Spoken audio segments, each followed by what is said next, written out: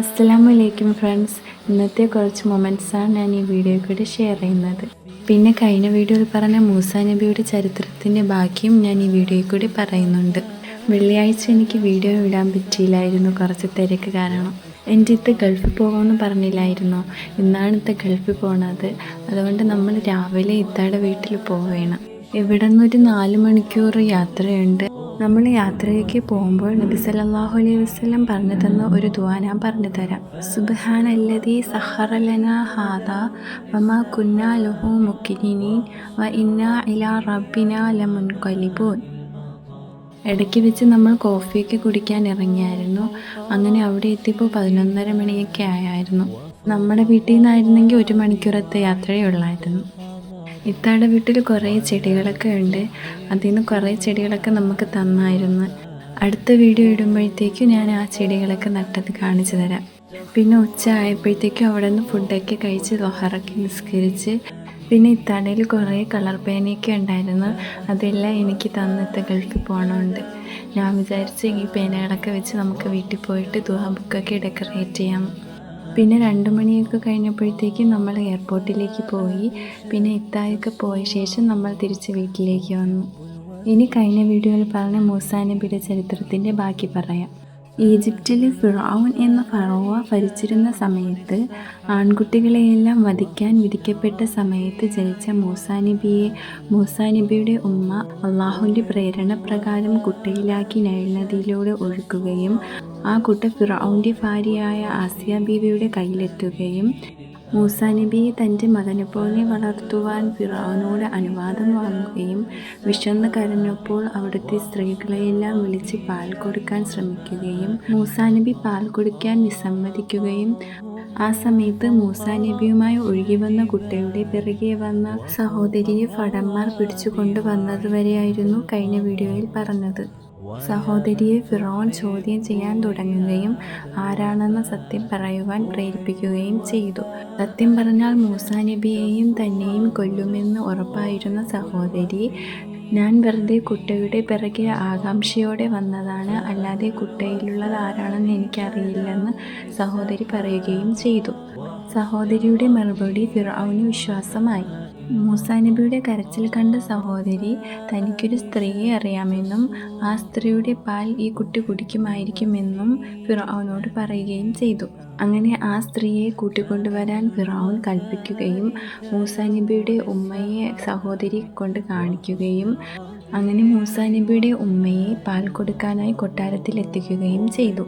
മൂസാ നബിയുടെ ഉമ്മയുടെ പാൽ മൂസാ നബി കൊടുക്കുകയും ഫിർഔൻ മൂസാ നബിയുടെ ഉമ്മയെ കുട്ടിയുടെ പരിപാലകയായി തിരഞ്ഞെടുക്കുകയും ചെയ്തു. അങ്ങനെ മൂസാ നബി കൊട്ടാരത്തിൽ രാജകുമാരനെ പോലെ വളർന്നുകൊണ്ടിരുന്നു.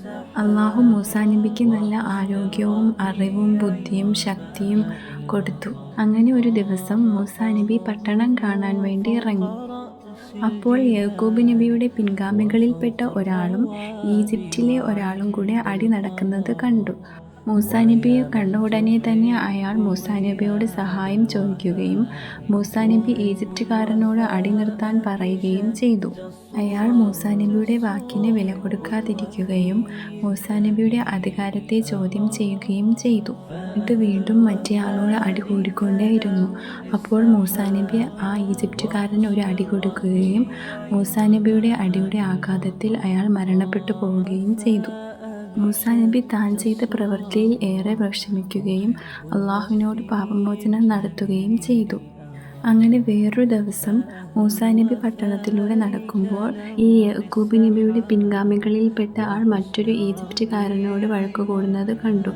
അപ്പോൾ മൂസാ നബി അയാളോട് ചോദിച്ചു, താൻ ഇപ്പോഴും ഈജിപ്തുകാരോട് വഴക്കുണ്ടാക്കാൻ നടക്കുകയാണോ എന്ന്.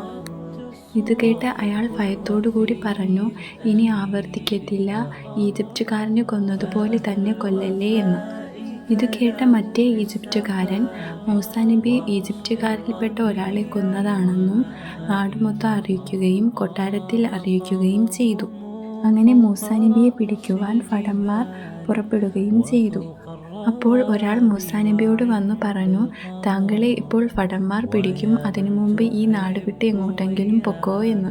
അങ്ങനെ മൂസാ നബി ഈജിപ്റ്റ് വിടുകയും മദ്യാൻ എന്ന നഗരത്തിൽ എത്താൻ തീരുമാനിക്കുകയും ചെയ്തു. അങ്ങനെ മൂസാ നബി മരുഭൂമിയിലൂടെ ഒരുപാട് ദിവസങ്ങൾ നടന്ന് അവശനായി. 8 രാത്രിയും പകലും മൂസാ നബി ഇതേ രീതിയിൽ നടന്നുകൊണ്ടേയിരുന്നു. അങ്ങനെ മദ്യാൻ നഗരത്തിൻ്റെ സമീപ പ്രദേശത്തെത്തി. മൂസാ നബി ഒരു നീരുറവ കാണുകയും അതിൻ്റെ അടുക്കിലേക്ക് പോവുകയും ചെയ്തു. ആ നീരുറവയ്ക്ക് ചുറ്റും ഒരുപാട് ജനങ്ങളുണ്ടായിരുന്നു.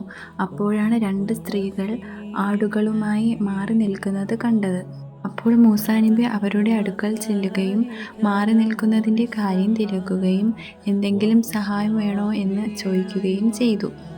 ഞങ്ങൾ നിസ്സഹായരാണെന്നും ഞങ്ങളുടെ ബാപ്പ ഒരുപാട് പ്രായം എത്തിയ ആളാണെന്നും ഞങ്ങൾ ഒറ്റയ്ക്കിപ്പോൾ അങ്ങോട്ട് ചെന്നാൽ അവർ ഞങ്ങളെ പിടിച്ച് തള്ളുമെന്നും അതുകൊണ്ട് നമ്മൾ അവർ മാറുവാൻ വേണ്ടി കാത്തിരിക്കുകയാണെന്നും മൂസാ നബിയോട് ആ സ്ത്രീകൾ പറഞ്ഞു.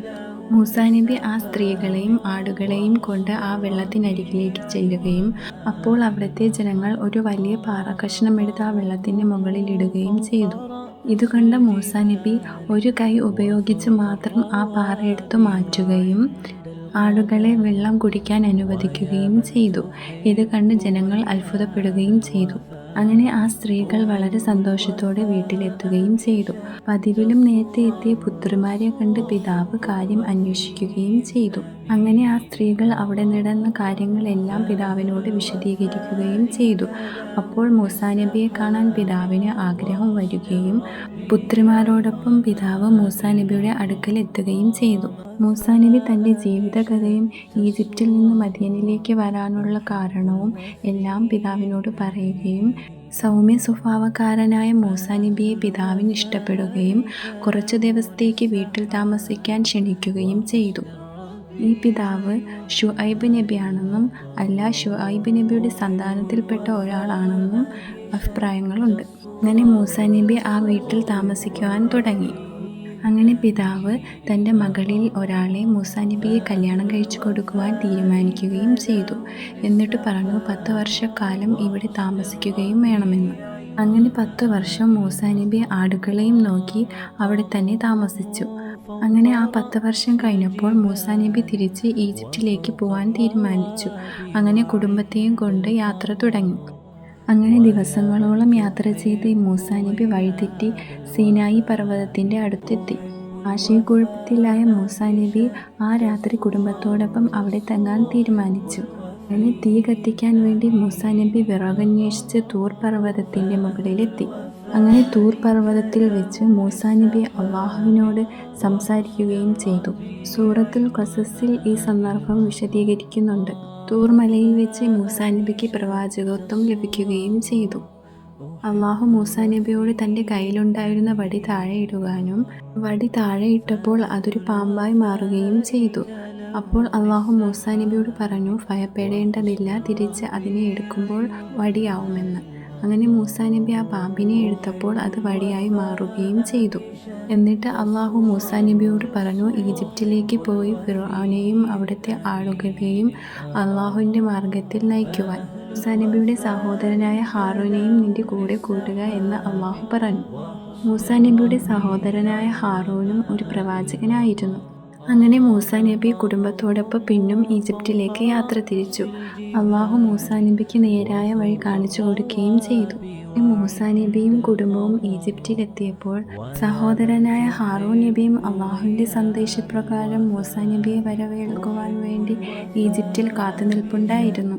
അങ്ങനെ മൂസാ നബിയും ഹാറൂൻ നബിയും കൂടി ഫിർഔന്റെ കൊട്ടാരത്തിലേക്ക് യാത്ര പുറപ്പെട്ടു. അങ്ങനെ കൊട്ടാരത്തിലെത്തി മൂസാ നബി ഫിർഔനോട് അള്ളാഹുവാണ് സത്യമെന്ന് പറയുകയും ചെയ്തു. താൻ സ്വയം ദൈവമാണെന്ന് പറഞ്ഞുകൊണ്ടിരുന്ന ഫിർഔൻ പ്രവാചകന്മാർ പറഞ്ഞതൊന്നും ചെവി കണ്ടില്ല. നിങ്ങൾക്ക് എന്താണ് വേണ്ടതെന്ന് ഫിർഔൻ മൂസാ നബിയോടും ഹാറൂൻ നബിയോടും ചോദിക്കുകയും ചെയ്തു. അപ്പോൾ അവർ പറഞ്ഞു, യാക്കൂബ് നബികളിൽ നിന്ന് പിൻഗാമികളായ ജനങ്ങളെ അടിമത്തത്തിൽ നിന്ന് മോചിപ്പിച്ച് തങ്ങളെ കൂടെ അയക്കണമെന്ന്. ആ ജനങ്ങൾ തൻ്റെ അടിമയാണെന്നും എന്തിന് നിങ്ങളെ കൂടെ അയക്കണമെന്നും നബിമാരോട് ഫിർഔൻ ചോദിച്ചു. ആ ജനങ്ങൾ ഫിർഔൻ്റെ അടിമകളല്ല, അള്ളാഹുവിൻ്റെ അടിമകളാണെന്ന് മൂസാ നബി ഫിർഔനോട് പറയുകയും ചെയ്തു. ഈ മറുപടി കേട്ട് ഒരുപാട് ദേഷ്യം വന്ന ഫിർഔൻ, നീ മൂസയല്ലേ എന്ന് ചോദിക്കുകയും ഒരു ഈജിപ്തുകാരനെ കൊന്നിട്ട് എന്ത് ധൈര്യത്തോടു കൂടിയാണ് നീ എൻ്റെ മുമ്പിൽ വന്നിരിക്കുന്നത് എന്ന് ചോദിക്കുകയും ചെയ്തു. ബാക്കി ചരിത്രം ഞാൻ ഇനി അടുത്ത വീഡിയോയിൽ പറയാം. ഇന്നത്തെ വീഡിയോ ഇത്രയേ ഉള്ളൂ. Thank you for watching. ഇനി അടുത്ത വീഡിയോ ഞാൻ ചൊവ്വാഴ്ച ഇടാം.